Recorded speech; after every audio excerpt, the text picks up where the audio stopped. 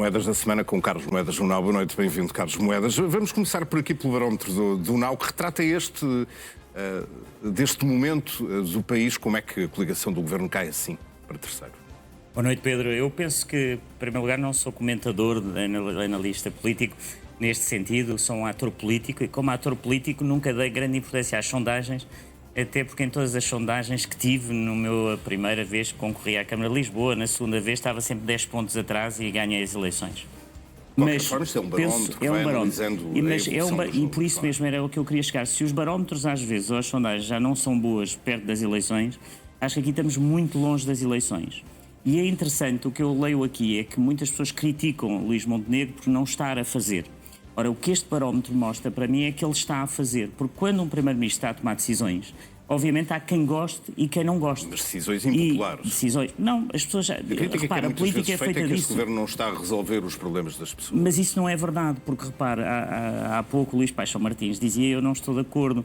Este governo está exatamente a fazer reformas muito importantes para o país e por isso elas são polémicas e difíceis. Seja o Código dos Contratos Públicos, a lei laboral, a lei em relação a tudo aquilo que é a imigração, tudo isso é difícil. Há quem goste e quem não goste. E, portanto, há um desgaste normal daquilo que é a figura de um primeiro-ministro que está a trabalhar.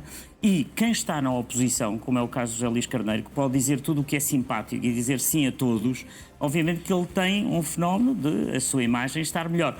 Mas, como lhe digo, não sou eu que posso, como ator político, fazer este tipo de análises. Mas vejo que há realmente algo que está a incomodar uma parte da população e, portanto, isso é importante. Vou-lhe só pedir para colocar o seu microfone um pouco mais acima, que entretanto caiu, costuma acontecer, ele escorrega a casaca abaixo.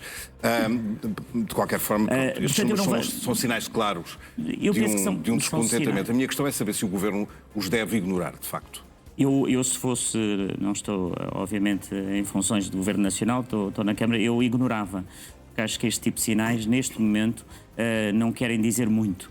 Obviamente que tem que se ter atenção, olhar para as sondagens, mas eu não daria grande importância e realmente vejo aqui um André Ventura de certa forma até estagnado, está ali, mas eu acho que ele já fez todo o seu papel. Aliás, vemos por esta discussão no Parlamento que ele vai à direita, vai à esquerda, de repente já quer fazer mais à esquerda que o PS. Tudo isso confunde os seus próprios eleitores, é aquilo que eu tiro também de tudo o que vejo aqui. Agora, mas, em princípio, eu acho que o Primeiro-Ministro André Ventura que vai ajudar a aprovar a reforma laboral que o Governo propôs. Esta percepção geral que está agora a criar-se, que o Governo só negocia com o Chega, assim não o incomoda? Não, porque quem está a criar essa percepção é o PS. O PS não quer fazer nada, quer parar o país. E a obrigação de um governo é resolver problemas e ir para a frente com aquilo que o governo prometeu, que eram fazer reformas. Portanto, nós não podemos criticar, por um lado, o governo não fazer reformas e, por outro lado, quando quer fazer reformas, o PS diz que não está disponível. Portanto, temos aqui um PS a parar o país. E o governo, e é muito claro, eu hoje vi discussões que realmente não fazem sentido nenhum.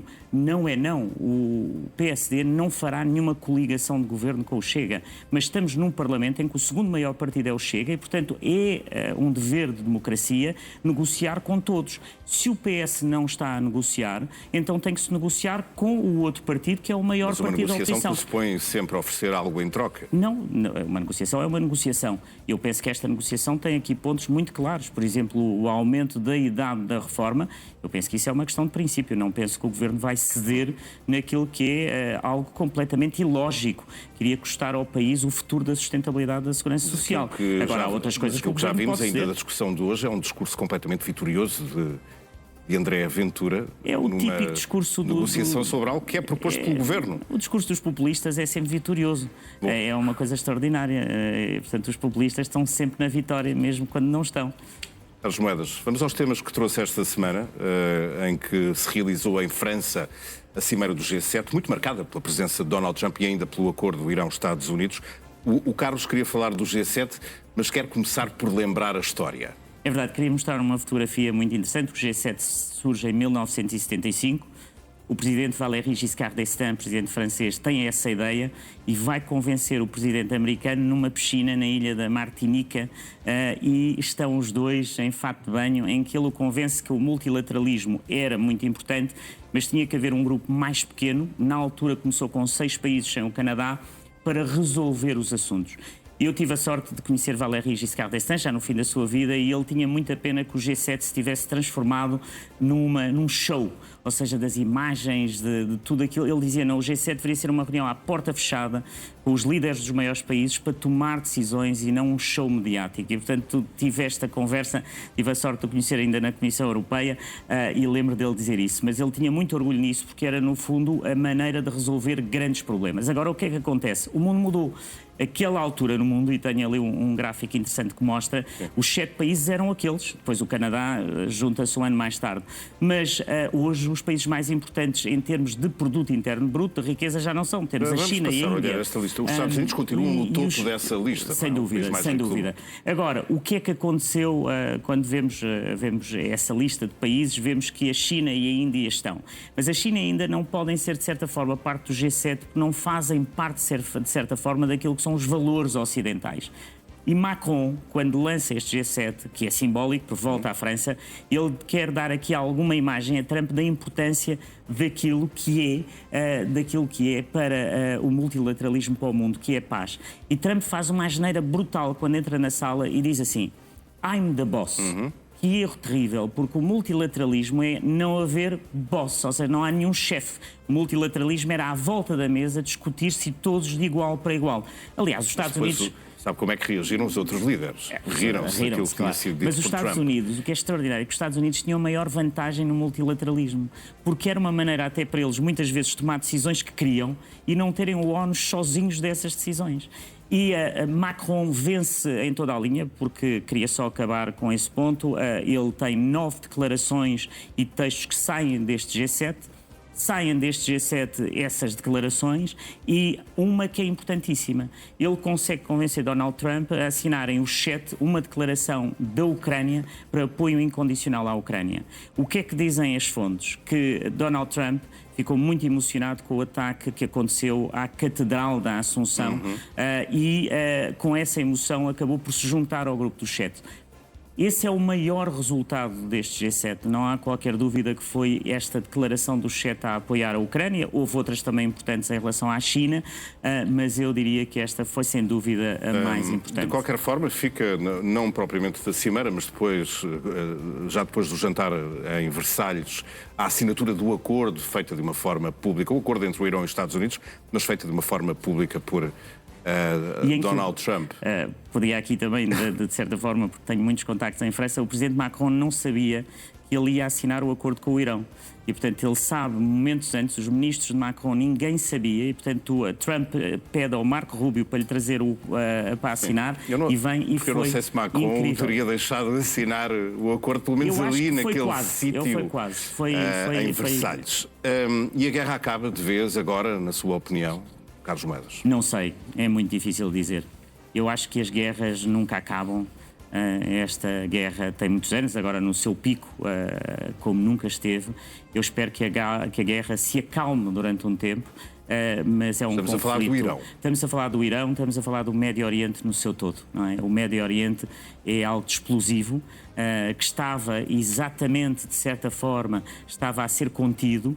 Trump vem e tira, no fundo, a panela de pressão e deixa que tudo isto aconteça e agora volta como o salvador da pátria. Portanto, isto é realmente, eu diria que é triste para o mundo ver um presidente dos Estados Unidos, quando vemos homens como o Giscard d'Estaing ou o presidente Ford, tudo isso é uma pena de estarmos a chegar a este ponto no nosso mundo. Vamos avançar, porque foi também esta semana que aqui em Lisboa o UNAO realizou a sua segunda grande conferência internacional a propósito do aniversário deste canal.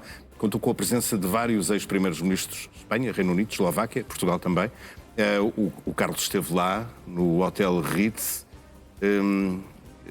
Gostou daquilo que foi ouvindo? Com que impressão ficou? Pois eu, como deve imaginar, fiz muitas conferências no estrangeiro. Eu penso que foi uma das melhores conferências que já estive. Lá no ano passado já tinha sido muito boa, porque trouxe ex-primeiros-ministros não só para falar, porque isso é o que acontece normalmente nas conferências, o ex-primeiro-ministro chega e vai-se embora.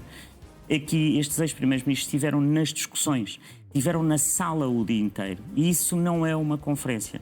Isso é uma reunião verdadeira daquilo que é o pensamento de todos e que nos leva muito mais longe. Tiramos daqui alguns exemplos. Eu tinha aqui 1 ou 2 pontos que queria mostrar.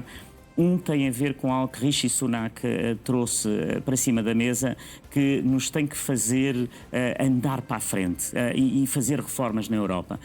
Ele apresenta um gráfico que eu gostava de mostrar sobre o facto que a União Europeia, em 2004, era 25% mais pequena em termos de riqueza que os Estados Unidos. Hoje os Estados Unidos são 40% mais ricos que a Europa. Portanto, houve um gap enorme que se criou de criação de riqueza nos Estados Unidos em relação à Europa. E hoje, se nós fôssemos ver o PIB per capita que está ali da Europa, nós somos mais pobres que o estado mais pobre dos Estados Unidos, o Mississippi. Ou seja, se nós contarmos o produto interno bruto, a riqueza por habitante em cada estado dos Estados Unidos, a Europa está abaixo do último estado mais pobre dos Estados Unidos.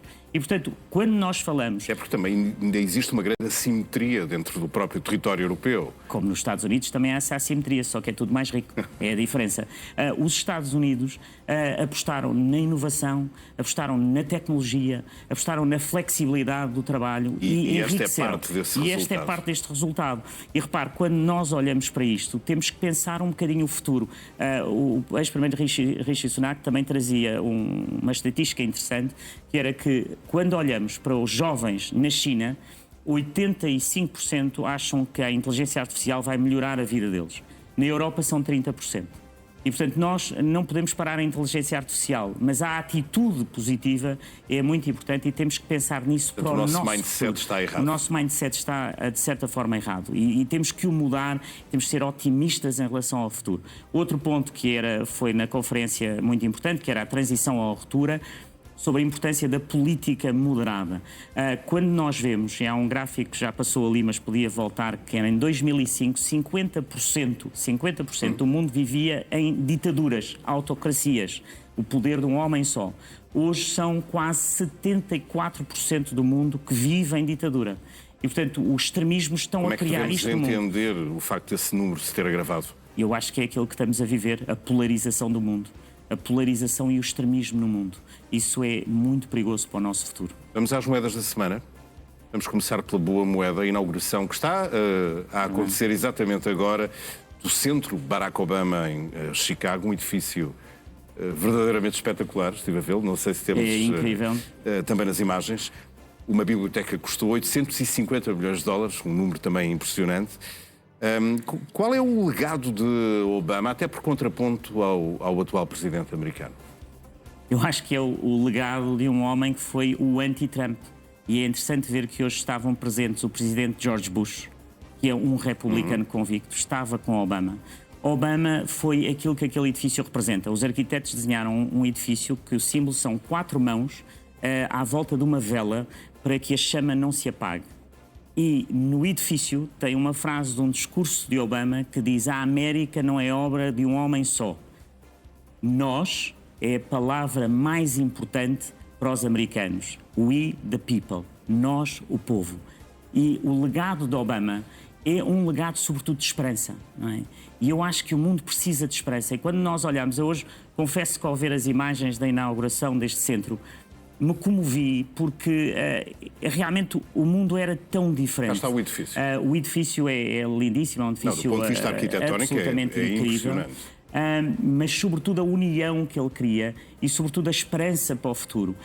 E portanto nós temos aqui aquele que é a América aberta ao mundo, a América que olha para o mundo e a América que considera que a palavra mais importante não é eu, mas nós. A América de Trump é outra América, é a América do eu. E isto é um momento único também, que é mostrar que a América é muito mais. E muitas vezes nós falamos dos países, esquecemos que os países não são os seus presidentes. Os russos não são Putin, os israelitas não são Netanyahu e os americanos não são Trump. E eu acho que é importante estes momentos. Mas com os sistemas de controle que a própria América tem e a democracia norte-americana tem, também é difícil que se torne uma autocracia, mesmo com Trump. Mas eu acho que já estivemos mais longe, não é? Porque quando nós vemos um presidente que tem a trabalhar para si os seus filhos, o seu genro, que as decisões que toma, que aceita receber como presente um avião do Qatar, tudo isso, infelizmente, ficamos muito preocupados. Vamos à má moeda, as greves nas escolas. Eu percebo a crítica, Carlos Moedas, mas onde é que fica o direito destes trabalhadores se manifestarem e reivindicarem os seus direitos. Eu já falei aqui várias vezes sobre as greves e o primeiro ponto que faço é que o direito é constitucional. Sou o primeiro a defender sempre esse direito. Mas o que eu me pergunto é, num mês houve 4 greves da FENPROF. E a razão é o pacote laboral, só que o pacote laboral não se aplica ao público. Portanto, essa razão não tem justificação. Depois tem aqui algo que é assim, este governo foi aquele que trouxe aos professores a recuperação do tempo de trabalho, que são 300 milhões por ano, e que a FENPROF cinicamente decidiu não apoiar, não assinar, porque está apenas contra o governo. Quer estar uma luta errada esta contra este É uma governo. luta errada, ou até sobre as avaliações, ou seja, os alunos têm que ter exames. Avaliar os alunos é importante. O que é que a FENPROF está contra? Contra as provas do 4º e 6º ano, que nem sequer contam para a avaliação, mas contam para nos compararmos com os países lá de fora, umas chamadas provas moda, para comparar com o PISA, que é aquilo que mostra onde é que Portugal está, os alunos portugueses.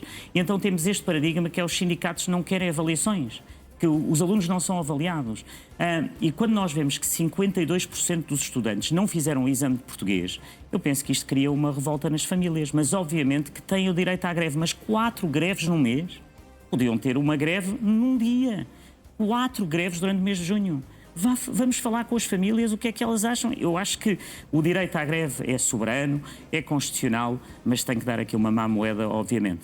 A propósito disso, queria perguntar-lhe porque é que a Câmara de Lisboa deixou de apoiar as refeições escolares de cerca de 30 mil alunos na capital, que não são os alunos que não beneficiam do apoio social escolar, mas que tinham de facto um desconto de 50% nas refeições diárias, nos almoços da escola. Isto numa altura de grande crise para muitas destas famílias, porque estamos a falar de um agregado em que os pais ganham os dois apenas o salário mínimo e este apoio acaba. Isso não é verdade e queria-lhe explicar bem. Que está nos jornais, não, isso não é verdade, mas não era em relação ao Pedro Mourinho, é o que tem sido divulgado e de uma maneira escandalosa, porque a ação social tem 3 escalões. A Câmara de Lisboa é a única na área metropolitana de Lisboa e no país, só a Câmara de Gaia é que também apoia o escalão C. Okay? No escalão A e B as pessoas não pagam, os mais necessitados, e no escalão C só pagam 50%, ou seja, 70 cêntimos. Só a Câmara de Lisboa no país todo. Portanto, não temos lições a receber de ninguém. Agora, a ação social é para ajudar quem precisa. E queria-lhe só corrigir algo, porque fui eu que corrigi na reunião de Câmara.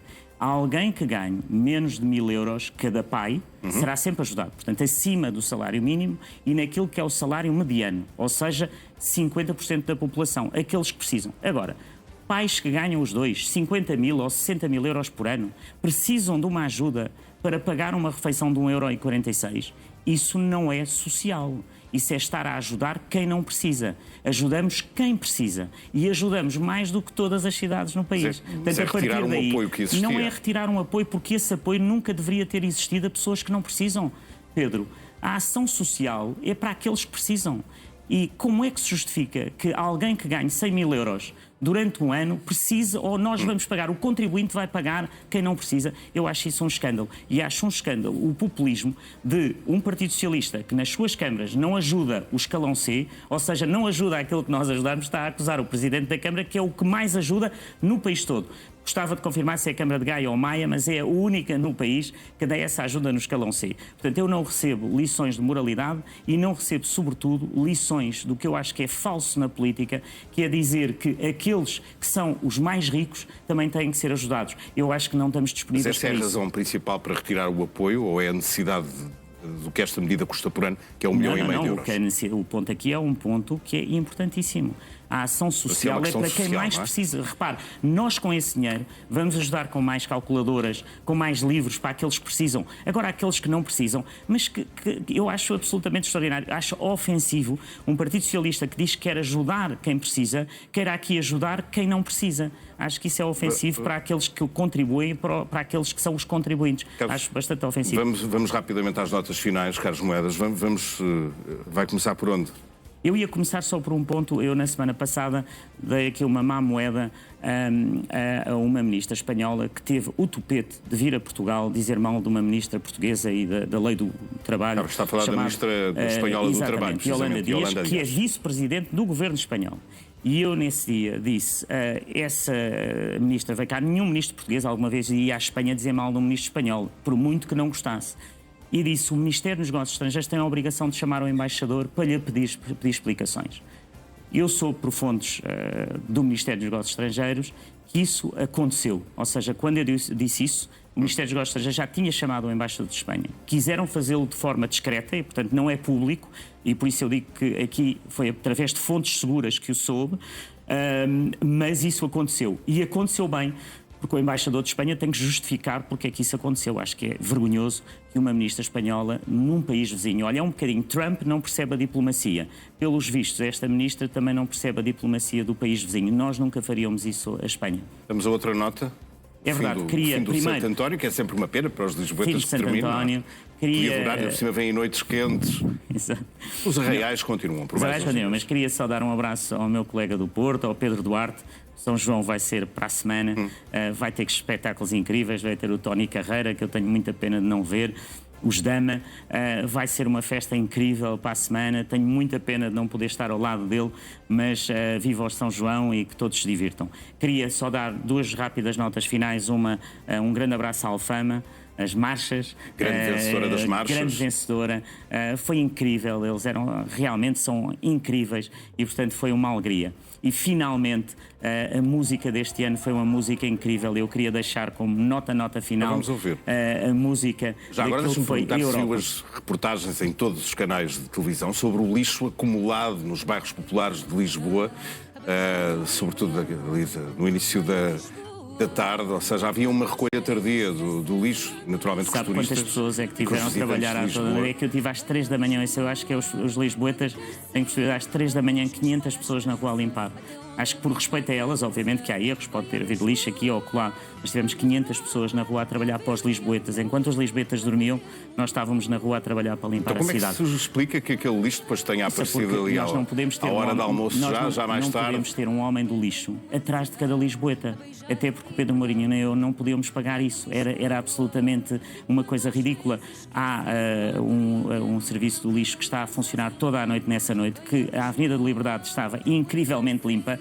Houve alguns erros cometidos em algumas freguesias, fomos lá e limpámos, mas não é razão para não vivermos as festas populares. É normal neste momento do ano que isso aconteça, noutras alturas não será normal e estamos sempre a corrigir. Mas eu sei que o Pedro Mourinho gosta muito atento a essa questão do lixo, porque é sempre uma imagem que marca negativamente uma viagem que um turista possa fazer. Nós tivemos as melhores festas de Lisboa, acho que o que marcou foram as festas e a beleza e esta bela marcha a falar da Europa, que infelizmente não ouviu aqui a letra, mas depois ouça lá em casa. Ela está a passar porque... ao estilo karaoke. Não, ao estilo karaoke. Quando a Europa quer ver uma cidade que veja a liberdade, vem a Lisboa. E mais limpa também, da próxima vez. Sem dúvida, sem dúvida. Um abraço, até para a semana. Obrigado, Carlos Mendes.